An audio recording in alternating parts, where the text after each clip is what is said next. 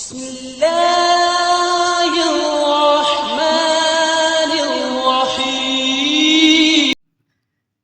السلام علیکم ورحمۃ اللہ وبرکاتہ۔ Welcome to my class. پچھلی کلاسز میں ہم نے سیکھا ہے ادغام بالغنہ۔ ادغام بالغنہ یعنی جب میم پہ تشدید آئی تھی تو ہم نے اس صورت میں بھی ادغام سیکھا تھا، نون پہ تشدید آئی تھی پھر بھی ہم نے ادغام سیکھا تھا۔ ہم نے ادغام بالغنہ کے سارے ٹاپک پڑھ لیے ہیں۔ آج ہم سیکھیں گے اقلاب کے بارے میں۔ اقلاب کیا ہوتا ہے، اقلاب کس کو کہتے ہیں، اور قرآن پاک میں اقلاب کس کو کہتے ہیں اور کس طریقے سے استعمال کیا جاتا ہے، آج کی ویڈیو میں ہم یہ سیکھیں گے۔ چلیں جانتے ہیں اقلاب کسے کہتے ہیں۔ سب سے پہلے تو اقلاب کا میننگ جان لیجئے۔ اقلاب کہتے ہیں تبدیلی کو۔ اقلاب کا کیا مطلب ہے؟ تبدیلی، چینجنگ، یعنی ایک چیز کا دوسری چیز میں بدل جانا اقلاب کہلاتا ہے۔ سب سے پہلے تو یہ آپ کنفرم کر لیجئے اقلاب کا کیا مطلب ہے۔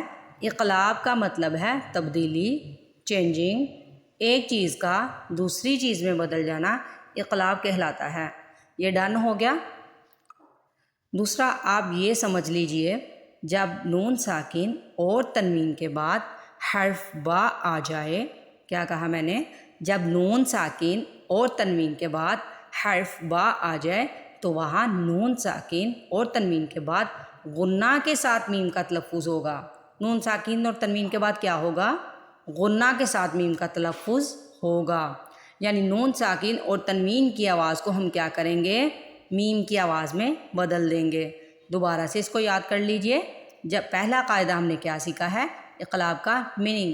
اقلاب کا کیا مطلب ہے؟ اقلاب کا مطلب ہے تبدیلی، چینجنگ، ایک چیز کا دوسری چیز میں بدل جانا اقلاب کہلاتا ہے۔ قرآن پاک میں اقلاب کیسے استعمال کیا جائے گا، ہم کیسے ادا کریں گے، وہ سارا ہم مسالوں سے اچھی طریقے سے انشاءاللہ سے ابھی آگے جا کے سیکھیں گے۔ ویڈیو اینڈ تک پلیز لازمی دیکھیے گا۔ اور دوسرا قاعدہ ہم نے یہ سمجھا ہے جب نون ساکن اور تنوین کے بعد حرف با آ جائے تو وہاں نون ساکن اور تنوین کے بعد غنہ کے ساتھ میم کا تلفظ ہوگا۔ غنہ بھی کریں گے اور نون ساکن اور تنوین کی آواز کو کس میں بدل دیں گے؟ میم میں بدل دیں گے۔ کہیں پہ بھی ایسی سچویشن آئے گی نا، کہیں پہ بھی ایسے الفاظ آئیں گے جب قرآن پاک میں، تو وہاں پہ اس طرح کا میم لازمی لکھا ہوگا۔ یہ رول بھی آپ نے یاد کر لیا ہے، لیکن قرآن پاک میں یہ میم بھی لازمی لکھا ہوگا۔ اب سوال یہ پیدا ہوتا ہے، میم قرآن پاک میں دو طرح کے آتے ہیں۔ یہ والا میم بھی اکثر لکھا ہوتا ہے اور ایک اس طرح کا میم بھی لکھا ہوتا ہے۔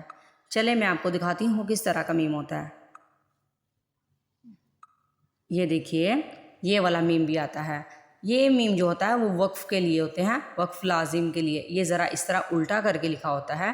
یہ میم ہرگز اقلاب والا میم نہیں ہے، اس کو آپ نے مد نظر رکھ لینا ہے۔ میں پہلے ہی آپ کی کنفیوژن دور کرنا چاہتی ہوں۔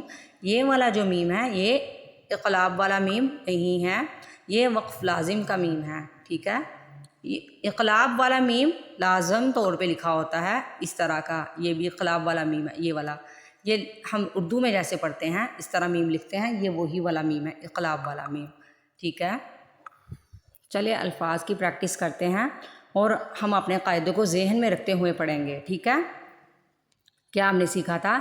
نون ساکن، نون ساکن کس کو کہتے ہیں؟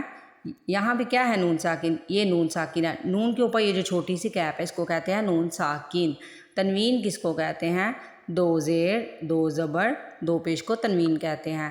یعنی نون ساکن اور تنوین کے بعد با آ جائے، یہاں پہ بھی دیکھیے نون ساکن کے بعد با آ رہا ہے، یہاں پہ بھی نون ساکن کے بعد با آ رہا ہے، یہاں دو زبر کے بعد با آ رہا ہے۔ نون ساکن اور تنوین کے بعد با آ جائے تو کیا کرنا ہے ہم نے؟ نون ساکن کیا ہوگا؟ نون ساکن اور تنوین کے بعد جب حرف با آ جائے گا تو وہاں پہ نون کے بدلے میں میم کو پڑھا جائے گا۔ نون کے بدلے میں کس کو پڑھا جائے گا؟ میم کو پڑھا جائے گا، ٹھیک ہے۔ یہ جو میم ہے یہ ہر جگہ پہ لازم طور پہ لکھا ہوگا قرآن پاک میں۔ آپ نے بس یہ کرنا ہے، یہاں پہ نون کو نہیں پڑھنا، میم کو پڑھنا ہے۔ آپ کو سمجھ آ گئی اقلاب کسے کہتے ہیں؟ ہم آگے چل سکتے ہیں مثالوں کی طرف۔ سمجھ آ گئی؟ نون ساکن اور تنوین کے بعد جب با آتا ہے تو ہم کیا کرتے ہیں؟ نون ساکن اور تنوین کو کس میں بدل دیتے ہیں؟ میم میں بدل دیتے ہیں۔ جیسے لام دو زبر لن ہوتا ہے، لن نہیں پڑھیں گے، لم میم کی آواز میں بدلیں گے، ٹھیک ہے۔ یہاں پہ بھی دیکھیے رال نون زبر رن ہوتا ہے، رن نہیں پڑھیں گے، میم کو پڑھیں گے، رال میم زبر رم، رال میم زبر رم۔ چلے چلتے ہیں ہم مسالوں کی طرف۔ سب سے پہلے جوڑوں کے ساتھ پڑھ لیں گے، رال میم زبر رم، ب دو زیر بن، رم بن۔ کیا بتایا میں نے آپ کو، نون ساکن تنوین کے بعد جب با آئے گا تو ہم نے کیا کرنا ہے، یہاں پہ نون ساکن اور تنوین کی آواز کو کس میں بدل دینا، نون ساکن کی آواز کو کس میں بدلیں گے، میم میں بدلیں گے، نون ساکن کو کس میں چینج کریں گے، میم کی آواز میں۔ یا سادہ الفاظ میں یہ سمجھ لیں، آپ نے یہاں پہ نون کی آواز کو نہیں پڑھنا، رال کو ڈائریکٹ میم کی آواز میں بدلنا ہے، رال میم زبر رم، ب دو زیر بن، رم بن۔ سمجھ آئیے اب آپ کو، رن نہیں پڑھنا، رم پڑھنا، رم بن۔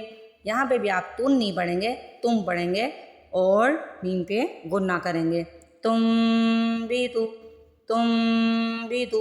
ہم کیا کر رہے ہیں، ہم اقلاب کر رہے ہیں۔ یہاں پہ دیکھیے انبأک، انبأک۔ یہاں پہ دیکھیے تنوین کے بعد یعنی دو زبر کے بعد، تنوین میں سے دو زبر موجود ہے، یہاں پہ میم آ رہا ہے، تو ہم نے کیا کرنا ہے، لام دو زبر لن نہیں پڑھنا، یعنی یہ جو نون کی آواز آ رہی ہے اینڈ میں وہ نہیں کرنی، ہم نے میم کا تلفظ ادا کرنا ہے، قولا بلیغا، قولا بلیغا۔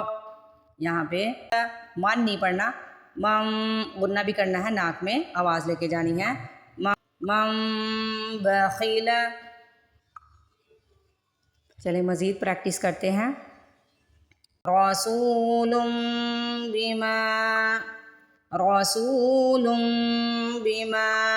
سو کو ہم کیوں کھینچ رہے ہیں، کیونکہ پیش کے بعد واو ساکن آ رہا ہے۔ میم کو کیوں کھینچ رہے ہیں، زبر کے بعد الف آ رہا ہے۔ یہ ہم نے سارے رولز پڑھے ہیں۔ اگر آپ کو یہ رولز اچھے طریقے سے سمجھنے ہیں تو پلیز آپ نیچے ڈسکرپشن میں لنک میں موجود ہے، اور چینل پہ بھی جا کے ویڈیوز نکال سکتے ہیں، بہت اچھے طریقے سے یہ بتایا گیا ہے۔ رسول بما، رسول بما۔ اس چھوٹے سے ورڈ میں دیکھیں اتنے سارے رولز ہیں۔ ایک تو ہم نے را کو موٹا پڑھنا ہے، را پہ زبر اور پیش ہوگی تو را کو موٹا پڑھیں گے۔ دوسرا سو کو کھینچنا ہے، پیش کے بعد واو ساکن آ رہی ہے، رسو نہیں پڑھیں، رسو، رسو۔ دوسرا تنوین کی جو آواز ہے اس کو میم کے تلفظ میں بدل دینا ہے، رسول بما۔ زبر کے بعد میم کے اوپر جو زبر ہے اس کے بعد الف آ رہا ہے تو ماں کو کھینچنا ہے، رسول بما، رسول بما۔ ایک دفعہ پھر ڈیفینیشن رپیٹ کر لیجیے۔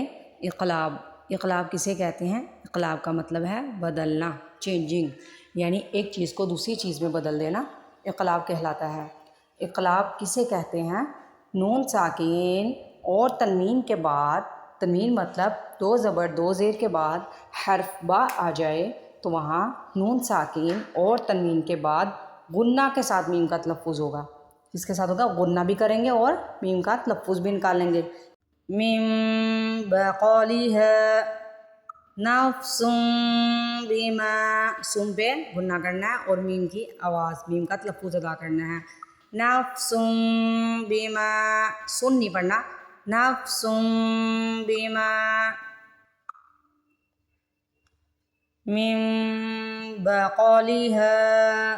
ہاں کے آگے الف ہے تو ہم کیا کریں گے، زبر کے بعد الف آ رہا ہے تو اس کو ایک الف کی مقدار کھینچیں گے، من بقولها نفس بما، نفس بما، مکان بعید، مکان بعید، من بین، من بین۔ یعنی نون ساکن اور تنوین کی آواز کو میم کی آواز میں بدل دیں گے، میم کا تلفظ نکال لیں گے اور غنہ کریں گے۔ اور بہت ساری ویڈیوز دیکھنے کے لیے ہمارا چینل سبسکرائب کیجیے، لائک کیجیے، اچھا سا کمنٹ کیجیے۔ دعاؤں میں یاد رکھیے گا۔ اللہ حافظ۔ السلام علیکم ورحمۃ اللہ وبرکاتہ۔